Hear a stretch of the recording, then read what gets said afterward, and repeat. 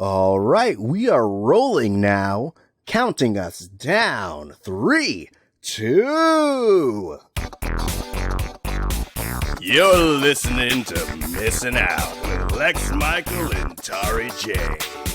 Let's start the show. Hey there, Misketeers. Welcome back to Missing Out. I am Tauri J. I am Lex Michael. And if this is your first time listening, what we do here is we introduce each other to different media, whether it be movies, music, television, spoken word, books, and experiences, things that have built us up as people, and we hope that in sharing it, it builds you up. We are the retrospective that is introspective. Oi!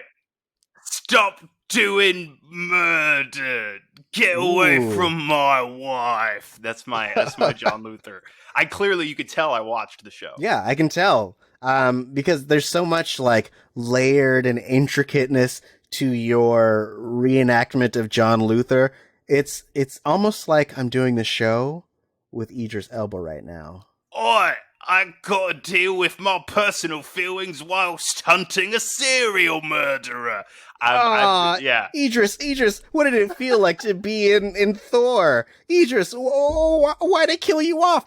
Idris, when are you gonna be Bond? Oh, wow, didn't like the contact lenses, didn't I? It sounds just like Ray Winstone. It's more of a Ray Winstone now that I'm taking a step back and really examining my work on this one. But I feel like I captured the spirit of the thing. I mean, I agree. I could have dealt with a little bit more like side mouth talking, yeah. But you got it. I liked it. If you haven't realized by now, we are going to be talking about Luther, Season 1, or as they call it across the pond, Series 1.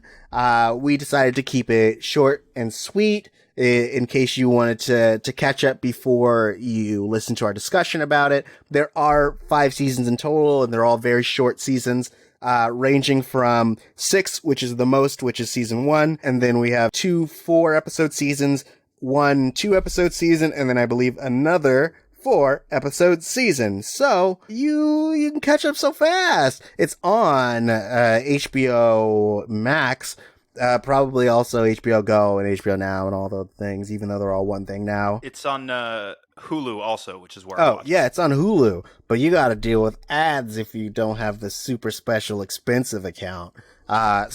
Which, by the way, yes, I did not watch it with ads because I have the super fancy expensive Well, account. I'm a high roller. Look at you! Oh, how do you walk around in those fancy pants? I'm one of those 1%ers who has ad-free. Damn. Well, you know, millennials, if they weren't spending all their money on ad-free Hulu, they could be living in houses right now. Oh, man, it's ad-free Hulu and avocado toast. Oh, these millennials don't know how to manage their money. Why aren't they millionaires by now? All right, well, this character is I hate him, so I'm gonna move into pitching this. Okay, do it. So I recommended this. As you know, we are doing Cinema Lit 101, which is alternate or modern or different retellings of classic literature. And I chose this, Luther, from the BBC, because it is a retelling / inspired by Sir Arthur Conan Doyle's Sherlock Holmes. I guess there's also a little bit of Columbo thrown in there, but that's for like modern flavor. And I feel like this is one of my favorite redoings of, there are millions and millions of Sherlock inspired TV shows, movies, books, audio books, things of that sort. You can pick and choose what your Sherlock is. You can have a Sherlock that's a jerk. You can have a Sherlock that's just a regular dude who loves fancy hats. You can have a Sherlock who's a doctor and is secretly coded as Sherlock Holmes. That's House, which is another one of my favorites. He was a mouse one time. Yeah, he was a mouse one time. Like, you throw a rock, you'll find a Sherlock redoings. But I specifically chose Luther, because something I really like about it as a man of color is that, like, this is probably one of the only modern renditions that I can think of that is led by a black man, and I'm glad that they also chose to take away the aspect of, like, he's addicted to drugs. I don't know if you are familiar with Arthur Conan Doyle, but his Sherlock fucking loves opium. And so I'm glad that they made a conscious decision to be like, we can't have this black dude addicted to drugs. This is going to feed people stereotypes. They're going to be like, oh man, black people and drugs, oh, go hand in hand. And I hate that. And so I'm glad they didn't do it. Right. But also, like, I think that Idris Elba really brings this character to life. He's so subtle with his acting. I think the mysteries are really well done. Also, they walk the line between ethical and non-ethical in terms of police practices, but we're going to talk about that ACAB shit later. But I also find the dynamic between Luther and his version of his Moriarty to be really interesting as well. And I also feel like this show is very well shot. So I think if you love Sherlock, if you love great cinematography, and if you love a good mystery that you yourself may even be able to solve while you're watching it, then I think you will enjoy this show. Lex, had you seen this before? So I had seen season 1, and I think I may have seen season 2 of Luther as well, but not since right around the time season 2 would have been airing. So we're talking maybe 2011 was when I saw it, and I remember liking it a good deal, and I actually remembered more of it than I had realized. But obviously, big fan of Idris Elba. I think when I had first seen this was probably the first thing I had seen him in that wasn't The Wire, and I'd maybe seen him in a movie or two. I think I had seen The Losers in theaters when that came out. I think that might have been 2010. So I'd seen him, once or twice outside of The Wire, but this was like the first big thing. And this was the first thing that I had ever seen that was a story that was completely anchored by his performance. And of course, I mean, we all know now Idris Elba is one of the bigger stars that there is. We all know what he can do. And again, I had seen him on The Wire where he's absolutely phenomenal. So I had a sense, but this was sort of it for me. This was okay, this guy can do this, and this guy's probably going to be around forever because he is this endlessly compelling to watch. But I think it's a character that serves him incredibly, incredibly well, and especially when, like, what am I comparing it to at that time, right? Like, outside of Thor, right? Like, where he plays Heimdall, which is, we all know, a character that absolutely gives Idris Elba enough room to do all of the things that Idris Elba can do and stuff. But he's very, especially in that first Thor movie, he doesn't get to do very much. He's very stoic and a little bit one note. And so to get to see him be this dynamic, to see him play, he gets to be incredibly charming, but also in his sort of single-minded pursuit of his brand of justice for these criminals. Like, he becomes so consumed by it, and he becomes driven by this darkness, and you see these flashes of intense, like, violent anger from him as well. So you get to see this really, really complex, broad character. But then, Tauri, like you were just describing, like, his relationship with the Alice Morgan character, his relationship with his ex-wife, his relationship with his fellow officers. I mean, there's so much there that they can mine from. And I also think they do a really great job balancing sort of the police procedural elements of the story with the character-driven, Luther dealing with his personal issues and whatnot.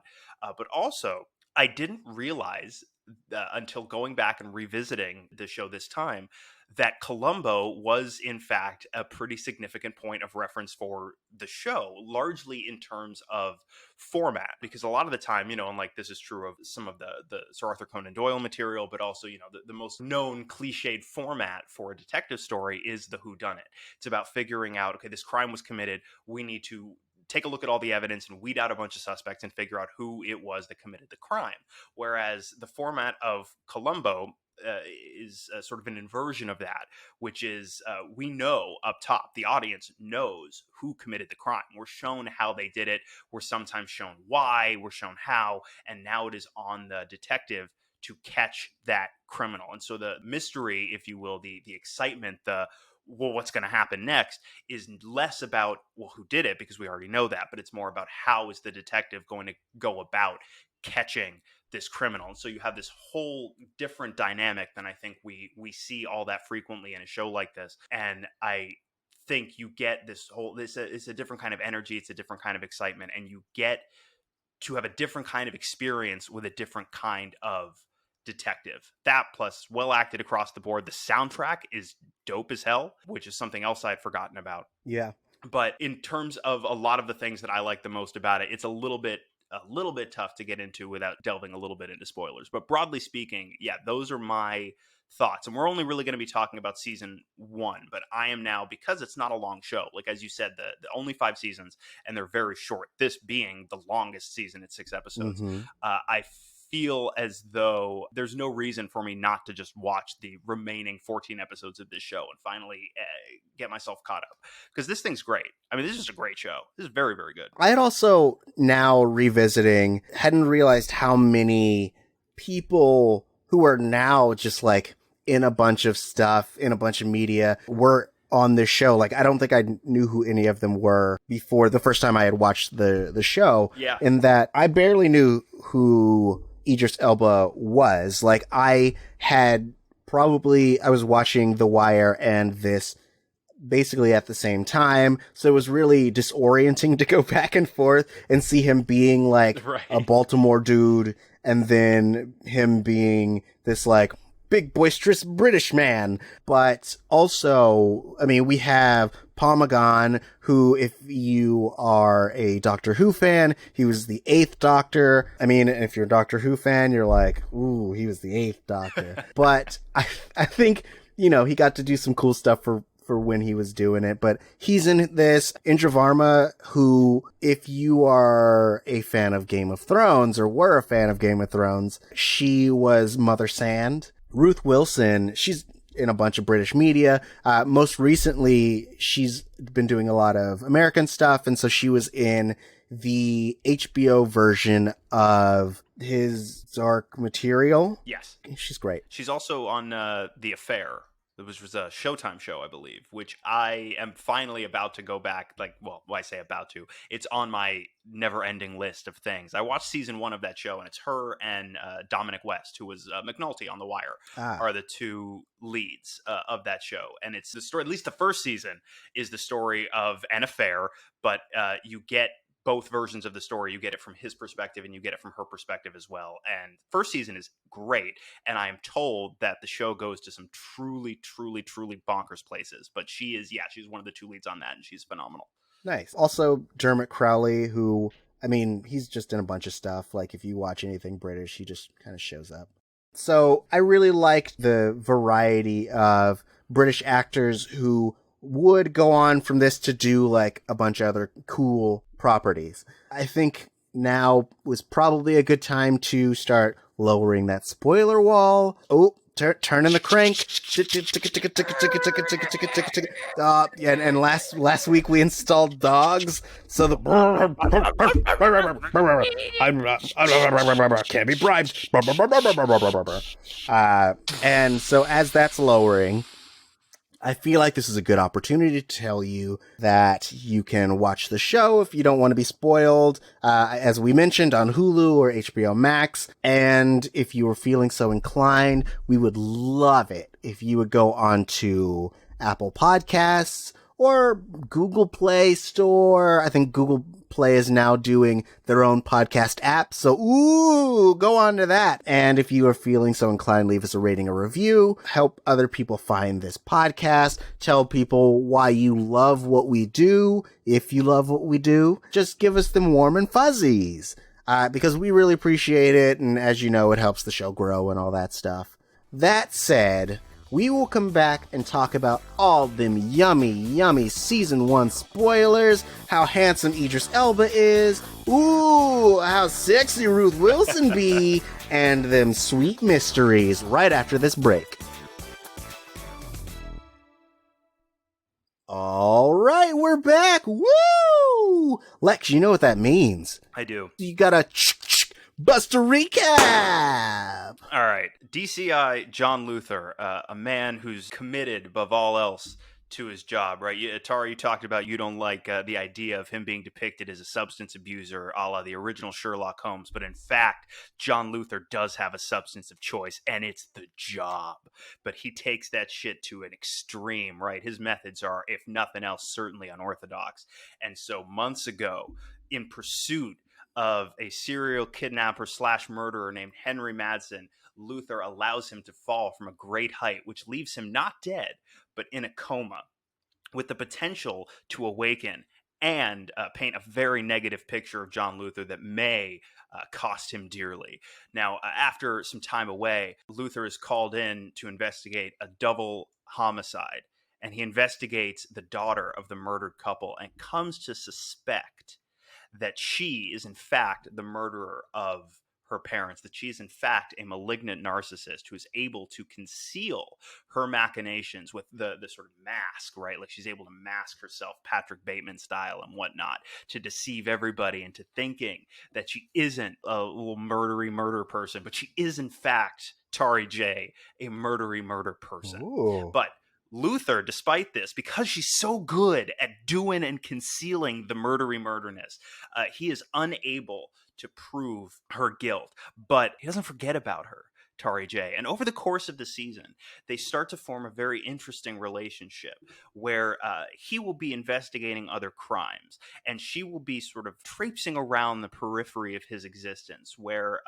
A, she begins to insinuate himself into elements of his personal life, and B, he begins to discuss, to certain extents, his casework, his job, his professional pursuits with her, because she's got that perspective. She's got that eye. She's like, in a way, not just his Moriarty, but she's almost like the Hannibal Lecter to his Will Graham. But so meanwhile, he's got to sort of grapple with his personal life and his emotions and his relationship with his ex-wife Zoe, who has left him and is trying to move on with her life. She's in a relationship with this guy Mark, who's played by the Eighth Doctor, and Luther's having a very difficult time letting go. He's saying, you know, like, I'm back, I'm good now, right? Well, like, we can be together, we should be together. And she's like, John, no, you're too committed to the job. You're too intense. You're too serious. You're too drop the dude from the high place and put him in a coma. And I can't handle that amount of drop dude from high place and put him in coma, John. I love you, but not like that. It can't be that way. And he's like, oh, I hate your door, and like punches through her door and stuff. But so he has to figure out a way to compartmentalize that out while he continues to pursue his callers, his criminals that he's got to take down. So we get a couple of different cases over the course of the season. In one case, there's a sniper that's targeting police officers all over London, and Luther's got to track him down. He's got to hunt down a serial killer who every 10 years he like kidnaps mothers and he exsanguinates them, like he takes all of their blood out and stuff like that. So while he's fighting all this crime, Alice Morgan, insinuating herself into Luther's personal life, sends a small little battalion of girls to go beat up Mark, the boyfriend of his ex-wife. I guess her thinking is that it will humiliate him because he got beat up by a bunch of girls, and Zoe will be like, oh, you got beat up by a bunch of girls? You know who wouldn't get beat up by a bunch of girls? My estranged husband, John Luther. And like, she'd be driven back into his arms. And Luther's like, that's fucking crazy. That's just fucking crazy. Speaking of which, the serial kidnapper and murderer that Luther dropped from the very high place, Henry Madsen, awakens from his coma. And he's going to testify as to the events that took place, which will, as mentioned, paint Luther in such a horrific light that it may, in fact, cost him his entire job. But while Luther is investigating his next case, which is about a serial killer who murders women and basically steals their jewelry and presents them to his wife as birthday presents. She doesn't know where they came from. She doesn't know that it's murder jewelry. She thinks it's regular run-of-the-mill non-murder jewelry, but is being deceived. So while Luther is investigating this case, Alice sneaks into the hospital and murders Henry Madsen so that he is not able to testify against Luther and ruin his career. So as we close in on the end of the season, we get this big two-part story where essentially this art dealer's wife is kidnapped, and the kidnappers want a whole bunch of diamonds in exchange for her life. And they say, we're going to kill her. Basically, dude, you got to go get us these diamonds, or you are going to be responsible for all of the horrible things that we're about to do to your wife. But the problem is that she has actually eaten the diamonds, because that's what rich people do, I guess. They eat diamonds. And so Yeah. she's got the diamonds. She's got the diamonds inside of her. And of course, he realizes that if this is revealed, then of course the kidnappers are going to kill her, cut her open, and get the diamonds. But what comes to be revealed is that involved in this scheme, in this sort of kidnapping, robbery, ransom deal, involved in this scheme is one Ian Reed, who is Luther's colleague in the police department, but also a friend. And he knew that this was going on, and he allowed it to go forward because he wanted to make a little scratch for himself. But now that it's starting to fall apart, now that Luther's getting a little too close to the truth, he's basically having to sort of mop up behind himself, and he kills his criminal contact. He kills the kidnapper, basically, so that nobody can tie him to this. But to draw Luther out into the open, potentially so that he can kill him as well, he ends up entering the home of Zoe, Luther's ex-wife, and shooting and killing her, framing Luther for her murder.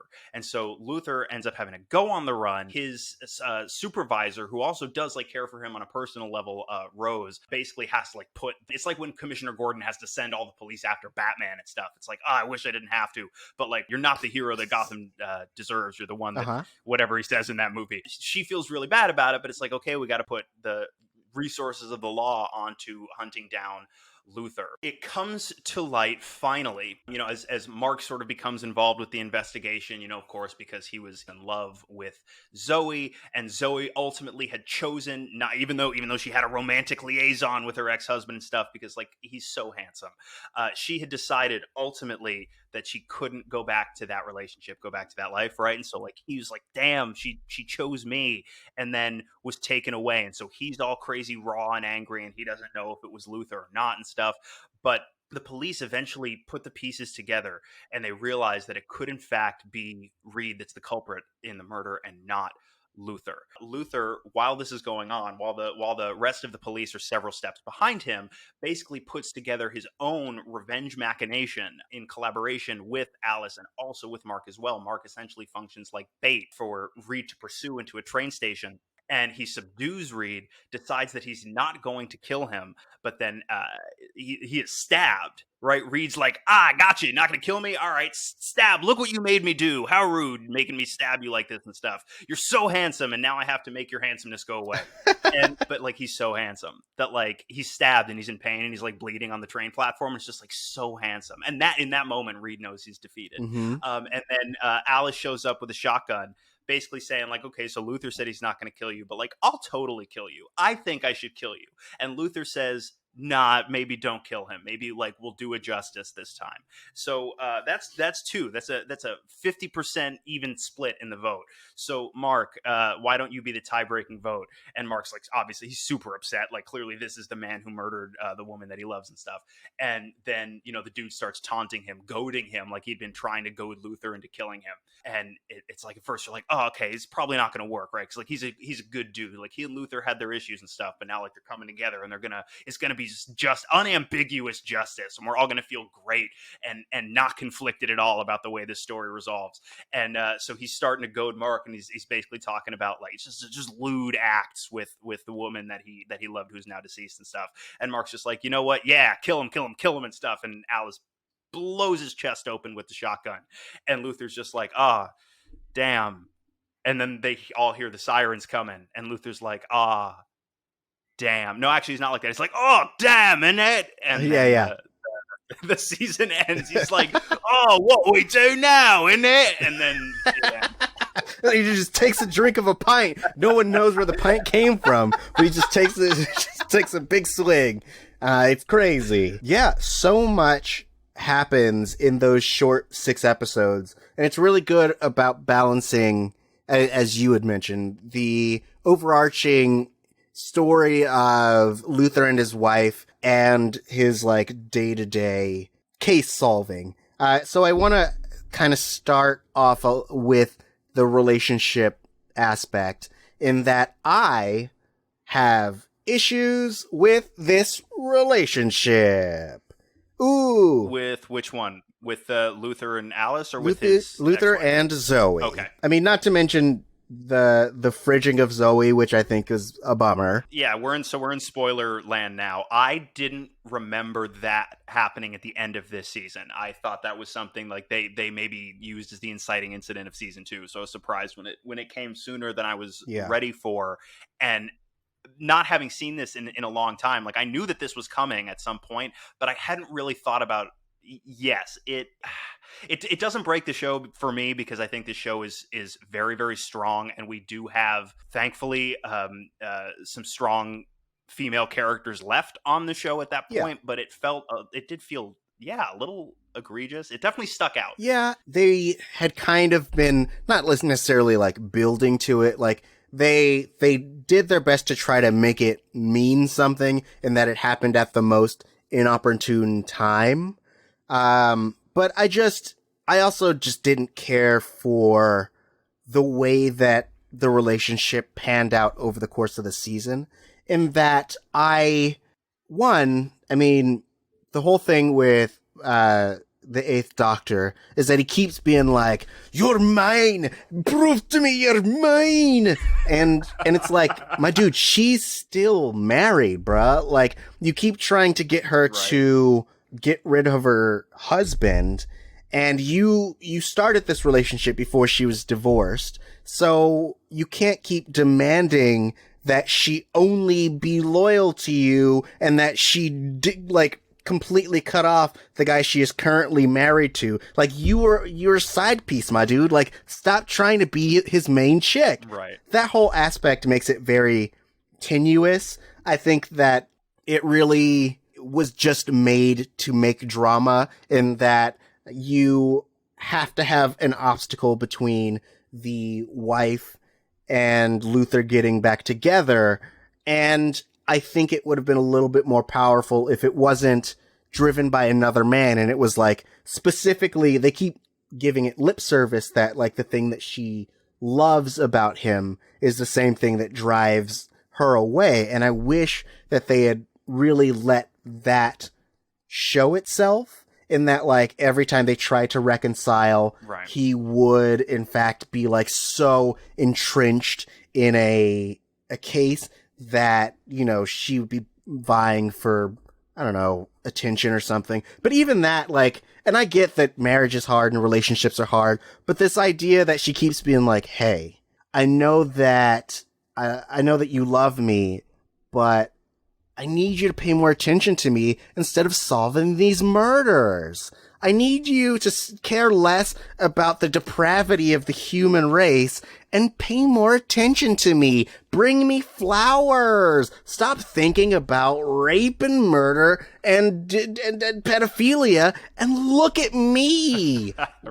Which the actress who played Zoe was really able to sell this character. I think that the character itself was sold short. Yes, I can definitely agree with that. But I absolutely agree that it is to the credit of Indra Varma that the character still manages to work, because I think if you had an actress that had even a shred less presence and ability, I think the elements that stand out as problematic, I think, would have stood out a great deal more even than they do. And also, I think you'd risk that character just sort of disappearing into the wallpaper, because there isn't, without what she specifically is bringing to it, I don't think there's a ton there. And what is there is questionable in that way.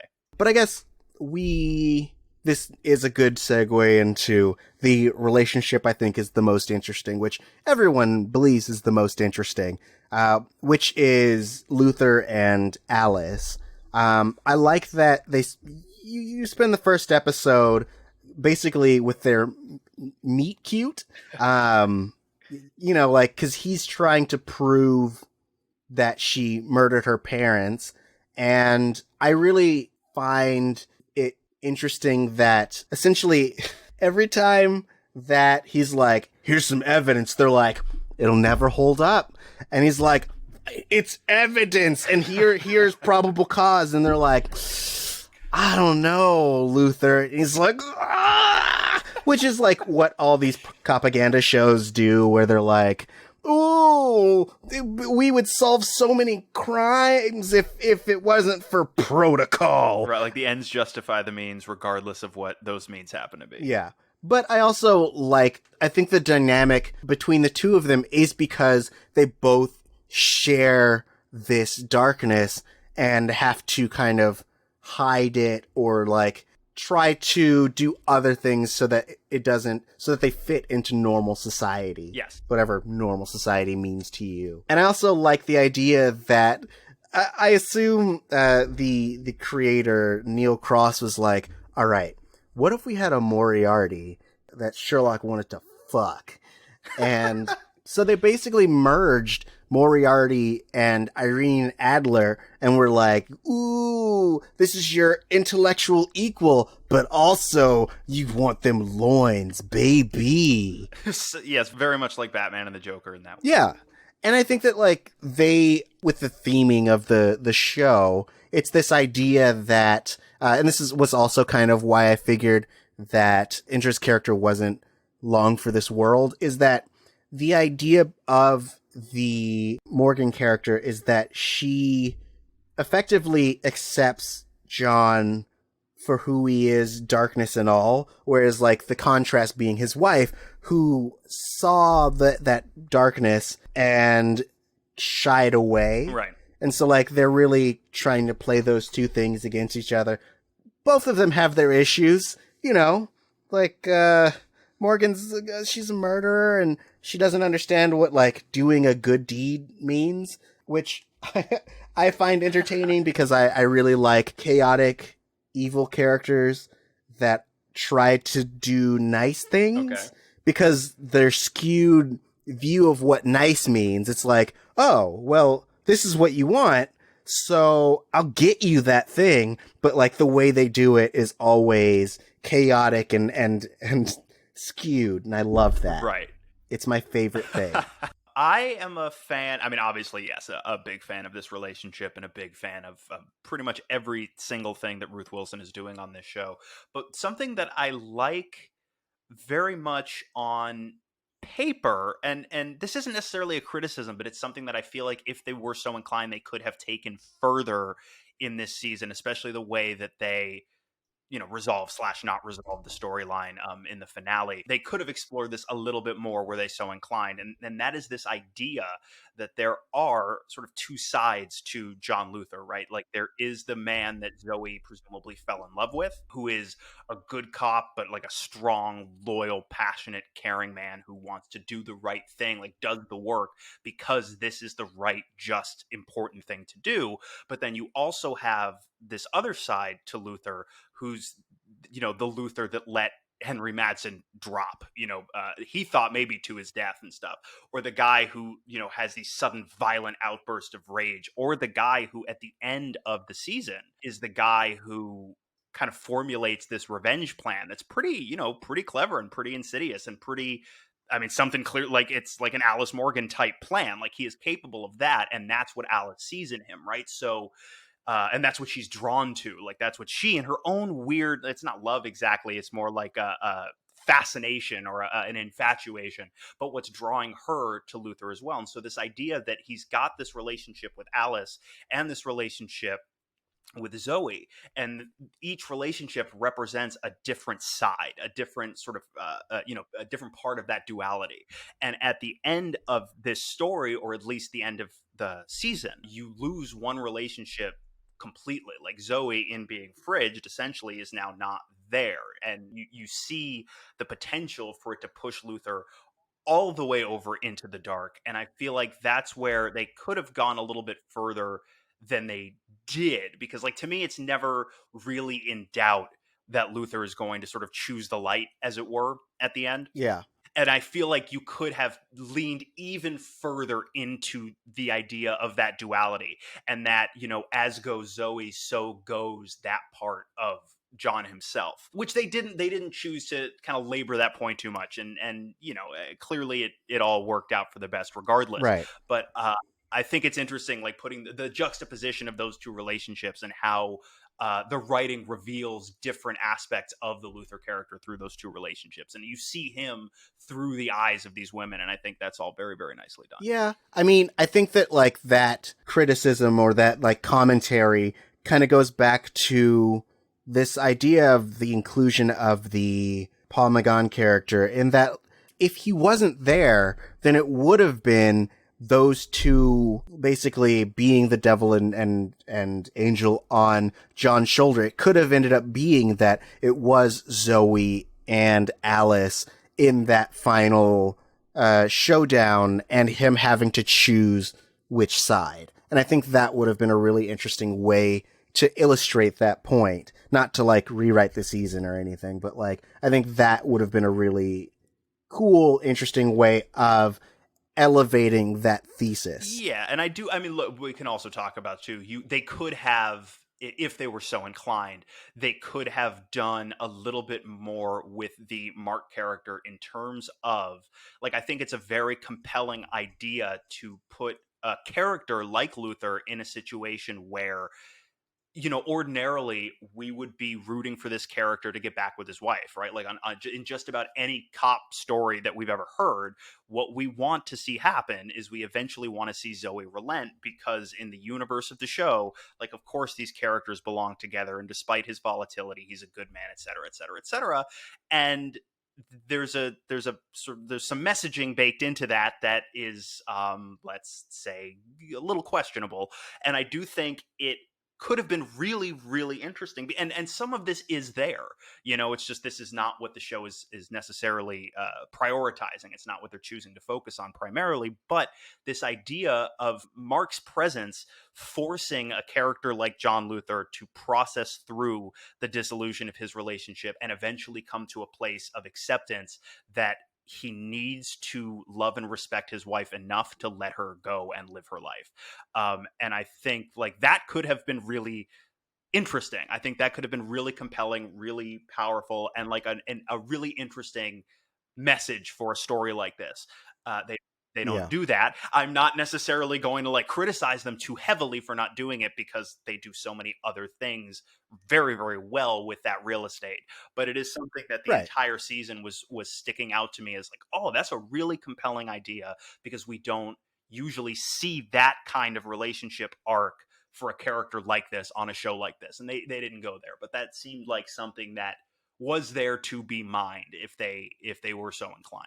Kind of piggybacking off of Luther's arc, which he doesn't have this specific arc in the first season, and maybe he never does. But like, as you had mentioned, instead of being addicted to opiates, he's addicted to breaking the law.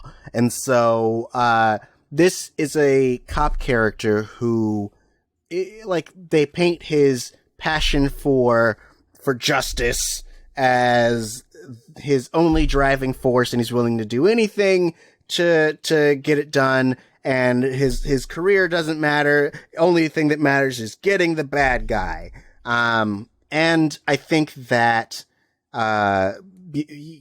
before I got so fucking woke, I would have been like, yeah, like, I get it. You know, bad guys need to do bads. But also, like, now that I understand how propaganda works, it now sticks out to me as this thing where, like, especially the lengths to which he will go on a hunch, where he's like, all right, well, I mean, I assume that this person is guilty, so what I'm gonna do is I'm gonna frame him, and once he knows that I'm framing him, then, like, I'll catch him and stuff.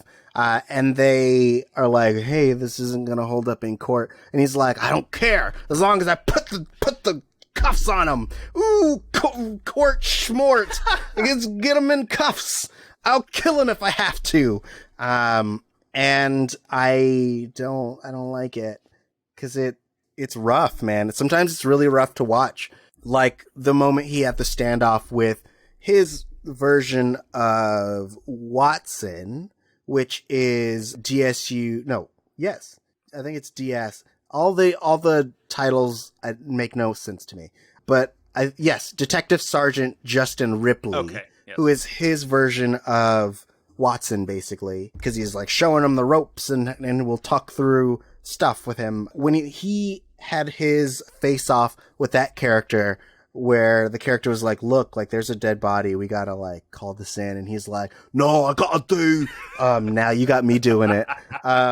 Luther is essentially telling him that he is going to withhold this information to try to get the bad guy. And like by the time that he sets up his frame job, like the bad guy's like, yo, like this isn't gonna work, and he like gives himself up, and we never go back and find out if it worked, because no one cares. He got him. He put the cuffs on, which I wasn't a fan of, and I guess it happens twice, which I think is what made it stick out. In that the second time was how we never got a real resolution to the diamond case.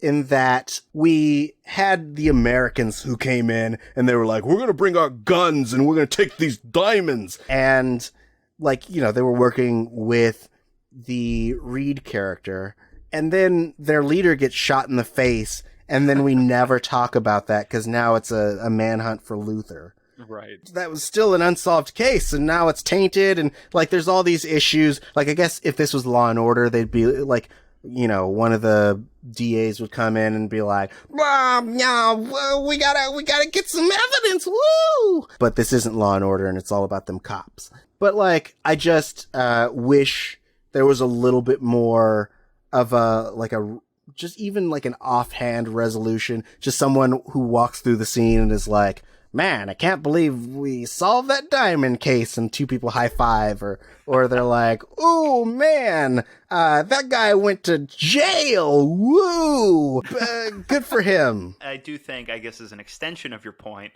it's, I suppose, somewhat telling or indicative of a grander truth, if you will, that Luther's big come to Jesus moment in the finale essentially boils down to, you know what, maybe I won't revenge murder a suspect I have detained. Yeah. I don't know. I feel like that is telling. Of what? Who is to say? Certainly not I, but I do feel it is indicative of long ellipses something. I mean, yes, if you're looking for an arc, it's a small arc in that he started the season willing to let a person plunge to their death, and this time he wants them to do jail. But it's harder to justify that, in that the way that Alice described it was that he wanted him to go to jail so he could suffer humiliation. And he's like, yeah, she's like, you know, he wants you to get beat up. He wants you to get raped. He wants you to get all the injustices of jail. And I think it's better to just murk you. And I was like, both of those are bad options. Like, this is like, I know that this guy personally hurt you, but like, these are terrible things to wish on someone. Like, come on. And also, not for nothing, he has this moment, and you can, like you were saying, you can argue that it's maybe not the biggest character arc that you could have given him, but he makes a choice, and you get the purpose of the choice and the implications of the choice, and then the show immediately undercuts that choice and makes it so that that choice doesn't matter at all, which I actually think is really interesting. But not remembering anything about season 2, I don't know if they then do anything interesting with that choice in particular.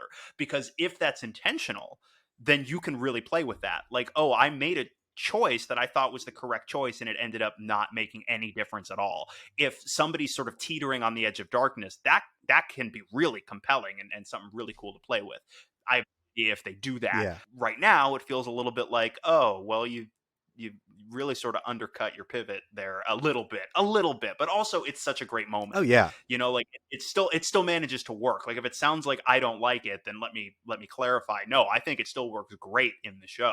It's just hard for me not to think about, you know, like where they could have zagged instead of zigging. Right. Like nothing that we're saying, or I'll only speak for myself, nothing that I'm saying is like a hard criticism. I'm basically live writing fan fiction. Right. And like also I'm looking at it through a lens that is at least 10 years or almost 10 years separate it from its creation.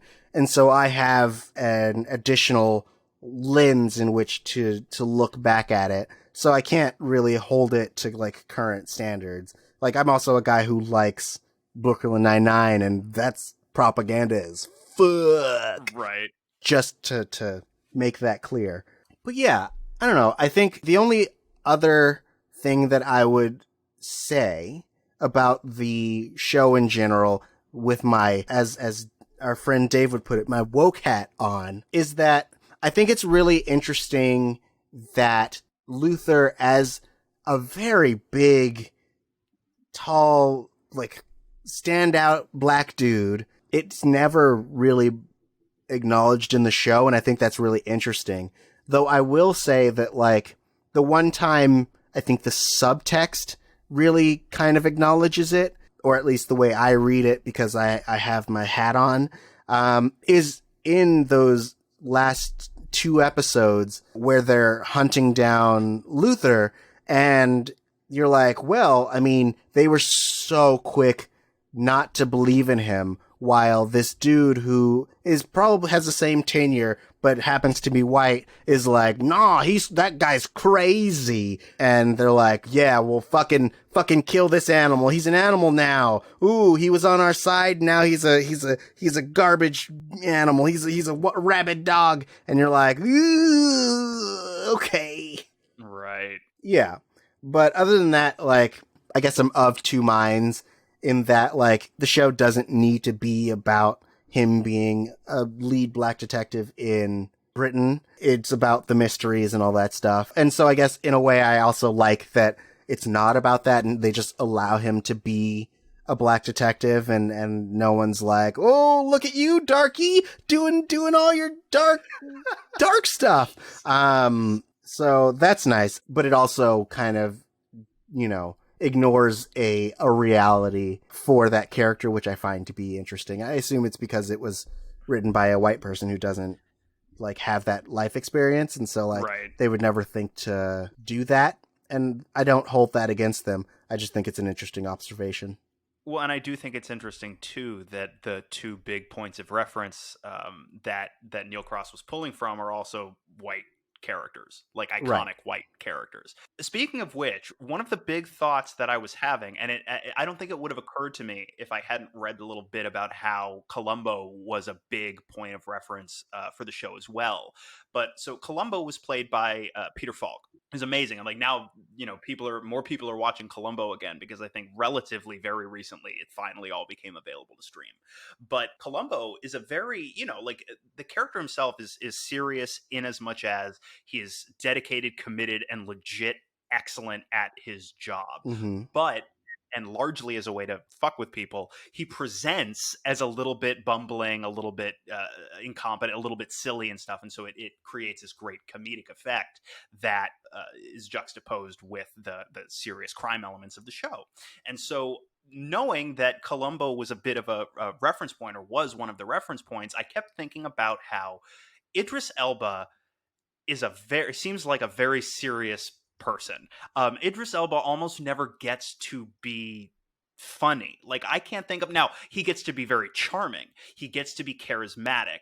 In some exchanges with other characters in different roles he's played, he gets to generate a moment or be half of a moment that is very funny. But even in those moments, a lot of the humor is predicated on how serious he is, Yeah. And so what I would love to see is a project where Idris Elba can just cut loose as shit and be ridiculous, over the top, like Idris Elba doing Jim Carrey in something is what I want.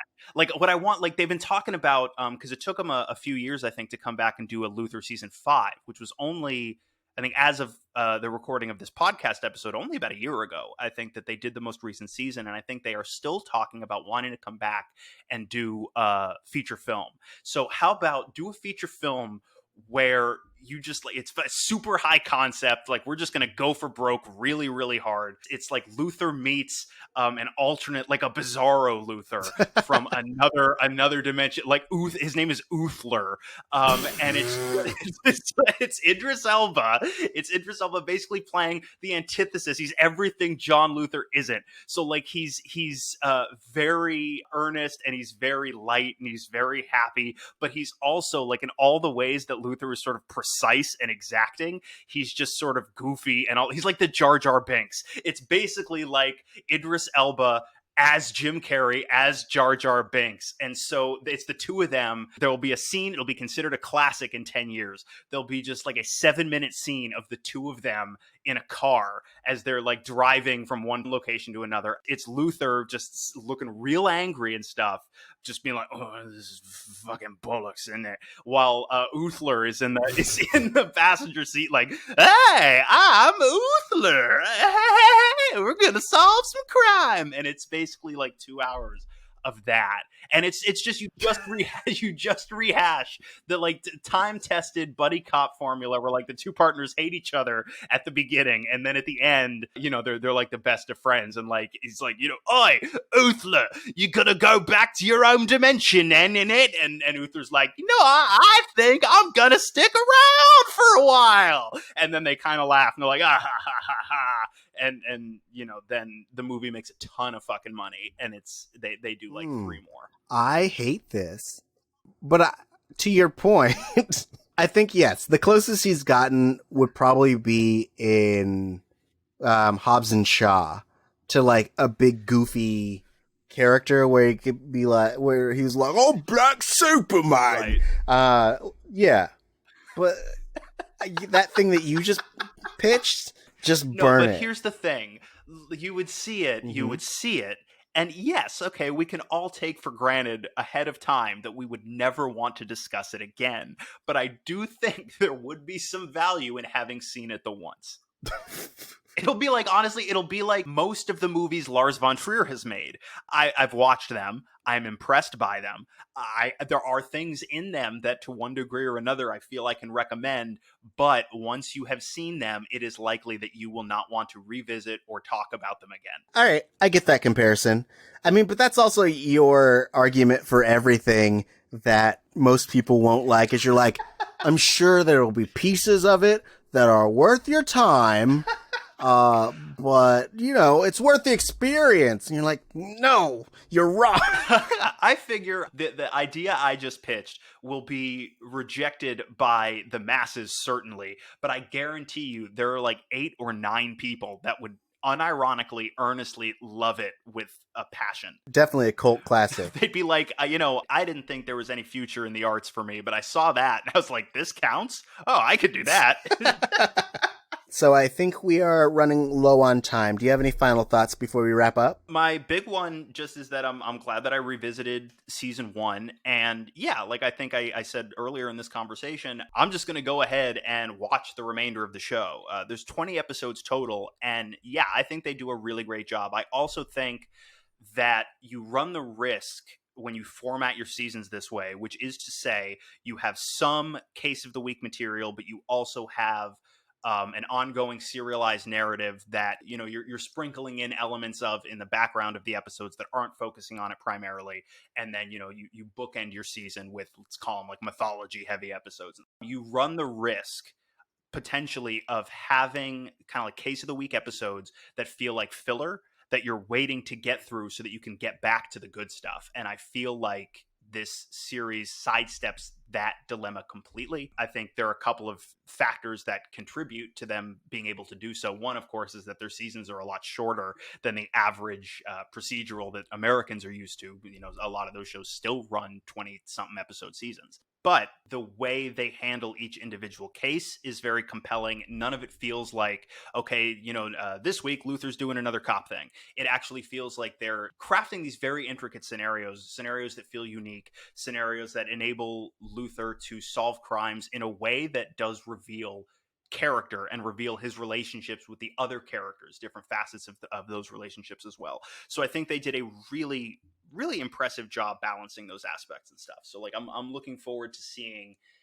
how they continue to strike that balance in the upcoming seasons. But yeah, it's not a long show, and also not for nothing, Idris Elba is one of the most compelling people to watch. Like if the rest of the show was, well, we got real creatively ambitious up top and we don't really have any more ideas, so here's Luther in a cafe reading a newspaper for 14 more hours, I'd be like, yeah, fuck it, all right, I'll watch that.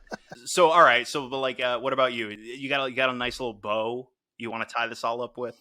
I'm more of a straight tie man, if I'm honest. Oh, yeah.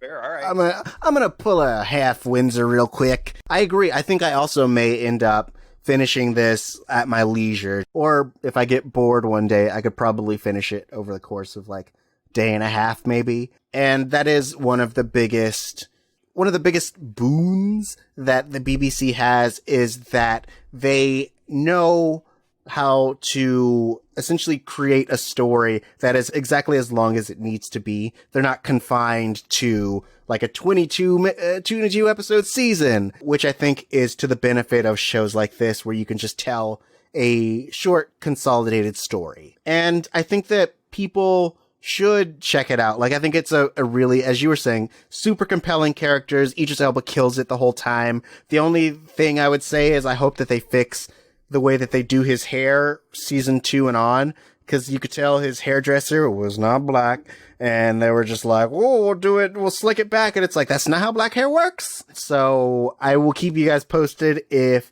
they do fix his hair. And now that I've said something, you probably won't be able to unnotice it. You're welcome. But yeah, I think that's it. And so I hope that you guys enjoyed the show. I hope that you've been enjoying the monthly theme that we've been doing. It's been really fun for us.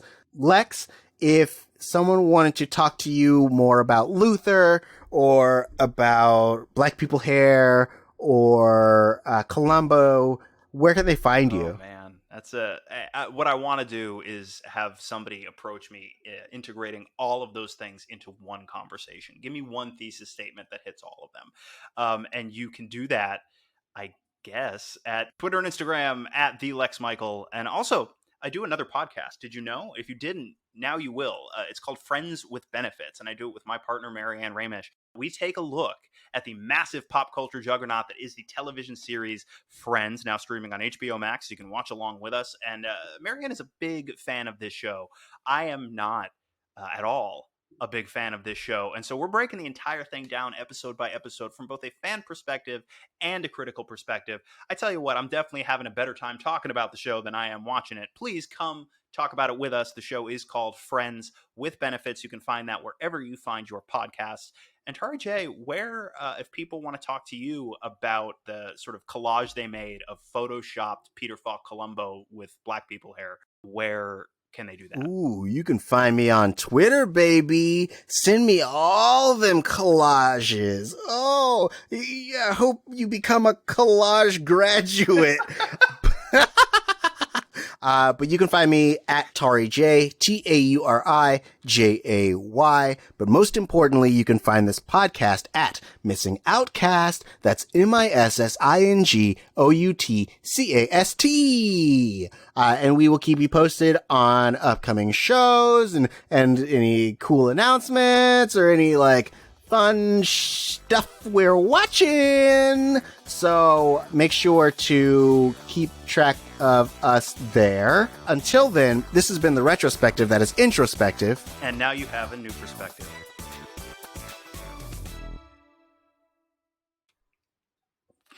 Yeah, I'm Uthler.